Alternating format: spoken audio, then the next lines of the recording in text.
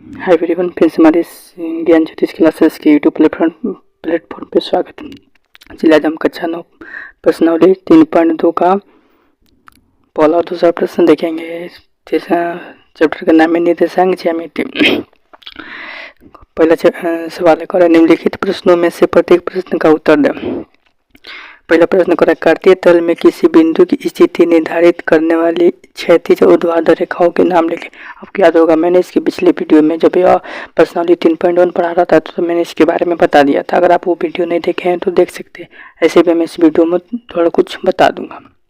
दूसरा प्रश्न इसी का पहले का ही, इन दो रेखाओं में से बने तल के प्रत्येक भाग के नाम बताइए। उस बिंदु के तीसरा है, उस बिंदु का नाम बताइए जहाँ ये दो रेखाएं प्रतिच्छेद करती हैं। सबसे पहले हम आंसर देखेंगे। आइए सबसे पहले हम एक चतुर्थांश बनाते तब इस प्रश्नों को क्या करेंगे, उत्तर देंगे। आइए, आपको मैंने बताया था, देखिए चतुर्थांश मेरा ये x अक्ष है, y अक्ष है, ठीक है। ये पॉजिटिव होता है, ये नेगेटिव पॉजिटिव होता है, ये दोनों नेगेटिव होता है, ये पॉजिटिव और नेगेटिव होता है। इसे कहते हैं फर्स्ट चतुर्थांश, इसे कहते हैं सेकेंड चतुर्थांश, इसे कहते हैं थर्ड चतुर्थांश, इसे कहते हैं फोर्थ चतुर्थांश।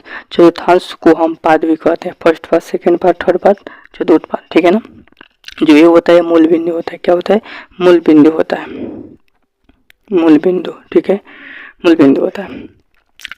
देखिए जो एक्स अक्ष होता है ये हमारा क्या होता है, जो एक्स अक्ष होता है वो हमारा क्षैतिज कहलाता है। जो ये वाला एक्स अक्ष है ये हमारा क्या होगा, क्षैतिज होगा, क्षैतिज, क्षैतिज है।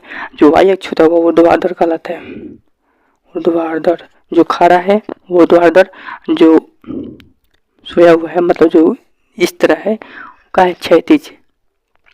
तो सवाल क्या कर रहा था, कार्तिक तल में स्थित बिंदु की स्थिति निर्धारित करने वाली क्षैतिज और ऊर्ध्वाधर रेखाओं के नाम लिखा। मतलब हमें क्षैतिज और ऊर्ध्वाधर रेखाओं का नाम लिखना है। हम किस तरह नाम लिख, तो एक्स अक्ष को क्षैतिज कहते हैं, वाई अक्ष क्या कहते हैं, ऊर्ध्वाधर कहते हैं। तो पहला का हम आंसर लिखेंगे यहाँ पे उत्तर में, आप वहाँ पर लिख सकते हैं, ठीक है ना। पहला का उत्तर जो एक्स अक्ष होता है वो क्या होता है, क्षैतिज। एक्स अक्ष वाले क्या होता है, क्षैतिज होता है, क्षैतिज। जो वाई अक्ष वाले होते हैं क्या होते हैं, वाई अक्ष वाले ऊर्ध्वाधर, ऊर्ध्वाधर, ठीक है। ये हमारा पहला का आंसर हो गया, ठीक है। दूसरे प्रश्न को पढ़ के हम आंसर देते हैं। कर है, इन दो रेखाओं से बने तल के प्रत्येक भाग के नाम लिखकर। इन दो रेखाओं से, कौन रेखाएं, एक्स और वाई रेखाएं है ना, उन रेखाओं से बने प्रत्येक भाग का नाम बताइए। कैसे, आपको अभी मैंने बताया था।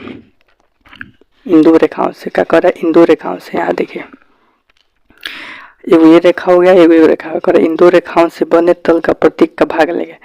हाँ, आपको बता दिए फर्स्ट पाद होता है, पाद न करके इसको हम चतुर्थांश भी कर सकते हैं, ठीक है ना। सेकेंड चतुर्थांश होता है, थर्ड चतुर्थांश होता है, फोर्थ चतुर्थांश होता है, ठीक है।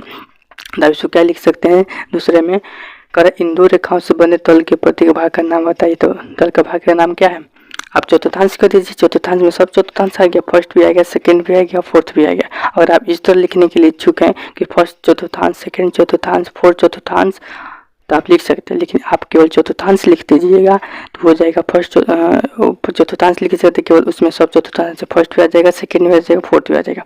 चलिए यहाँ पे हम लिखते हैं, करें दो रेखाओं से बने प्रत्येक का नाम भाग लिखिए। नाम लिखिए तो क्या हो जाएगा, आंसर में हमारा क्या हो जाएगा, चतुर्थांश। चतुर्थांश, चतुर्थांश लिखने का मतलब ये हुआ चतुर्थांश में फर्स्ट भी आएगा, सेकेंड भी आएगा, थर्ड भी आएगा। ऐसे भी आप चतुर्थांश न लिखकर फर्स्ट चतुर्थांश, सेकेंड चतुर्थांश और फोर्थ चतुर्थांश लिख सकते हैं, ठीक है ना। लेकिन ये भी क्या है, अच्छा है, शॉर्टकट, ठीक है ना। तीसरे का हम प्रश्न देखते हैं, करा उस बिंदु के नाम बताइए। सॉरी, यहाँ पर थोड़ा ज़्यादा गर्मी होने के कारण खराब हो गया, माफ कीजिएगा। उस बिंदु का नाम बताइए जहाँ ये दो रेखाएं प्रतिच्छेद करती है। यहाँ से देखते हैं, करे उस बिंदु का नाम बताइए। किस बिंदु का, जहाँ दो रेखाएं एक दूसरे को प्रतिच्छेद करती है। ये रेखा है, ये रेखा है, ये दोनों रेखाएं एक दूसरे को कहाँ प्रतिच्छेद करती है, यहाँ पे प्रतिच्छेद मतलब काटती है। तो उसी कर रहा है, उसका नाम बताइए। इसको क्या नाम है, मूल बिंदु का लिखेंगे, मूल बिंदु। तीसरा का आंसर होगा हमारा मूल बिंदु। आप वहाँ पर लिख सकते हैं, ठीक है ना, वहाँ पर लिख सकते हैं। वीडियो अच्छा तो लाइक कीजिए, सब्सक्राइब कीजिए और कमेंट में बताइएगा आज का वीडियो कैसा लगा। चलिए इसी का ही 3.2 का ही दूसरा प्रश्न देखेंगे। करे आकृति 3.14 देखकर निम्नलिखित को लिखिए। करे बी के निर्देशांक, सी के निर्देशांक। चलिए आगे हमें 3.14 को निर्देशांक का कथन देखते हैं। ये 3.14 निर्देशांक आ गया है, आपको साफ साफ दिखाई दे रहा होगा। आई होप, ऐसा करता हूँ आपको साफ साफ दिखाई दे रहा होगा, ठीक है ना। देखिए पहला प्रश्न क्या कर रहा है, यहाँ पे देखिए बी के निर्देशांक। यहाँ पे देखिए बी कहाँ है, बी यहाँ है, बी यहाँ है, ठीक है। आपको सबसे पहले मैंने बताया था निर्देशांक लिखने के लिए एक्स वाला सबसे पहले लिखते हैं, वाई वाला बाद में लिखते हैं, ठीक है। देखिए एक्स कहाँ है, एक्स इधर जा रहा है तो ये वाला इधर से चलेगा, ये वाला इधर से चलेगा तो कितना होगा -5। वाई वाला ऊपर जा रहा है तो वाई वाला ऊपर जाए, कितना होगा, वाई वाला ऊपर कितना है 2, -5,2। ये वाला एक्स हो गया, ये वाला वाई हो गया, ठीक है। हम क्या लिखेंगे, बी के निर्देशांक क्या पूछ रहा है, बी के निर्देशांक लिखेंगे -5,2, ठीक है। ये हमारा आंसर हो जाएगा। अब पूछ रहा है सी के निर्देशांक किसके अनुसार, आकृति 3.14 के अनुसार। आकृति मैंने 3.14 यहाँ पे बना कर रखा है, ठीक है ना, आप अपनी बुक में देख सकते हैं। जो 14 अब किसका, सी के निर्देशांक। यहाँ देखिए सी कहाँ है, सी यहाँ है। सी का निर्देशांक लिखने के सबसे पहले एक्स लिखेंगे तो उसके बाद वाई लिखेंगे, मतलब एक्स का पहले एक्स का मान लिखते तो वाई का मान लिखते हैं। देखिए एक्स कौन है, ये वाला है ना एक्स, तो ऊपर से आ रहा है, क्या ऊपर से आ रहा है, ये वाला एक्स 5, वाई एक्स वाले है तो 5 है, वाई वाला नीचे जा रहा है तो वाला कितना है -5, ठीक है, ठीक है। इसका निर्देशांक कितना हो जाएगा, 5 -5 और कोई गलती हो तो माफ कीजिएगा, ठीक है ना, कमेंट बॉक्स में जरूर बताइए। अब तीसरा प्रश्न है, करे निर्देशांक -3 और -5 द्वारा पहचाना गया बिंदु। करे अब आपको इस तरह निर्देशांक दे दिया, हम उसको किसका निर्देशांक यानी ABC हमको लिखना है। करे निर्देशांक -3 और -5। देखिए यहाँ पे -3 और -5 कहाँ है, -3 -5 किसका है, ई का है, किसका है, ई का है, लिखेंगे यहाँ पे ई, ठीक है। आपका निर्देशांक 2, -4 द्वारा पहचाना गया बिंदु में डॉट करके लिखा है, ठीक है, आपको समझ में आ रहा होगा। 2 -4 मैंने एक्स पे 2 है, वाई पे -4 है, एक्स पे 2 है, वाई पे -4 है, कितना है जी, कितना है जी, 2, -4, ठीक है, जी पा रहा है, हम यहाँ पे लिख देंगे जी, ये हमारा आंसर हो जाएगा, ठीक है ना, ठीक है।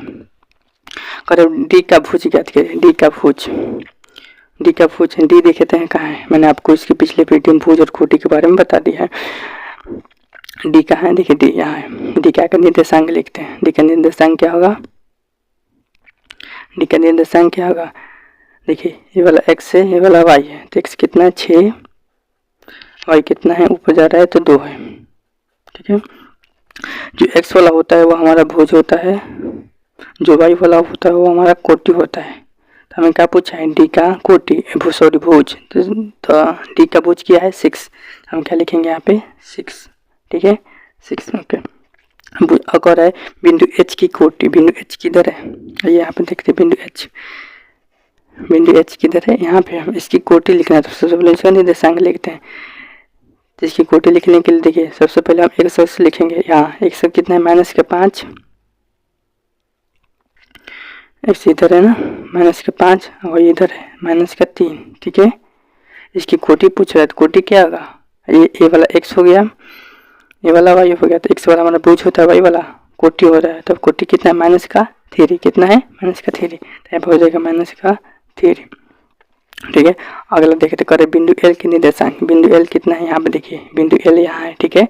एल के निर्देशांक यहाँ पे वाई पे 5 है और एक्स पे का है 0, तो निर्देशांक क्या होगा 0,5, ठीक है। हम लिखेंगे 0,5, ठीक है। आइए इसके लास्ट प्रश्न देखते हैं, आठवां प्रश्न है बिंदु एम के निर्देशांक। बिंदु एम के देखते हैं, यहाँ पे कहाँ है बिंदु एम, यहाँ पे है एम, इसकी निर्देशांक लिखना है। तो ये एक्स पे है -3, वाई पे 0, लिखेंगे -3,0, तो यहाँ पे लिखेंगे हम -3,0। प्रश्नावली समाप्त हो गया। वीडियो अच्छा लगे तो लाइक कीजिएगा, सब्सक्राइब कीजिए और आज का वीडियो कैसा लगा वो भी कमेंट करके जरूर, जो भी डाउट हो कमेंट बॉक्स में जरूर बताइएगा। Thank you.